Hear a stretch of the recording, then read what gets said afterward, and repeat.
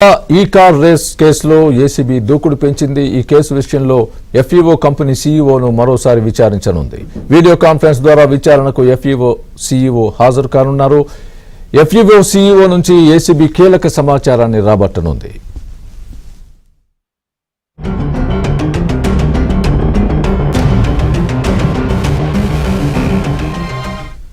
ఇదే విషయానికి సంబంధించి పూర్తి అప్డేట్ మా ప్రతినిధి ప్రవీణ్ చెప్తారు. ప్రవీణ్, ఫార్ములా ఈ కార్ రేసింగ్ కేసులో విచారణ వేగవంతం చేసింది ఏసీబీ. ఇప్పటికే నోటీసులు ఇవ్వడంతో మొదటిసారి విచారణకు వీడియో కాన్ఫరెన్స్ ద్వారా ఎఫ్ఈఓ కంపెనీ సీఈఓ కూడా విచారణకు హాజరవ్వడం జరిగింది.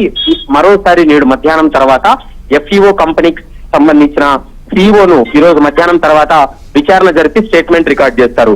ఎందుకంటే విదేశాల్లో ఎఫ్ఈఓ కంపెనీకి సంబంధించినటువంటి చైర్మన్స్ కావచ్చు, సీఈఓలు ఉండడంతో వారిని వీడియో కాన్ఫరెన్స్ ద్వారానే విచారణ జరిపి వాళ్ళ స్టేట్మెంట్ కూడా రికార్డ్ చేస్తున్నటువంటి పరిస్థితి కనపడుతుంది. ఎందుకంటే ఫార్ములా ఈ కార్ రేసింగ్ 2024 నిర్వహించాల్సినటువంటి ఒప్పందాన్ని ఎందుకు ఉల్లంఘించారనేటువంటి అంశానికి సంబంధించి క్లారిటీ రావాలి. మరోవైపు హైదరాబాద్ లో ఈ కార్ రేసింగ్ నిర్వహించడానికి ముందుగా ఎవరు ప్రతిపాదించారనేటువంటి అంశాలన్నిటిపైన పూర్తి స్థాయిలో కంపెనీ నుంచి కూడా రాబట్టేటువంటి అవకాశం అయితే కనపడుతుంది. ఈ ఫార్ములా కేసులో ఎఫ్ఈఓ కంపెనీ విచారణ తర్వాత మరోసారి కేటీఆర్ కు నోటీసులు జారీ చేసి విచారణ జరుపుతారనేటువంటి చర్చ జరుగుతుంది. ఈ రోజు విచారణ ముగిసిన తర్వాత 1-2 రోజుల్లో కేటీఆర్ కూడా మరో దఫా నోటీసులు ఇచ్చి విచారణ జరిపేటువంటి అవకాశం అయితే కనపడుతుంది. Swami, right, thanks for the update Praveen.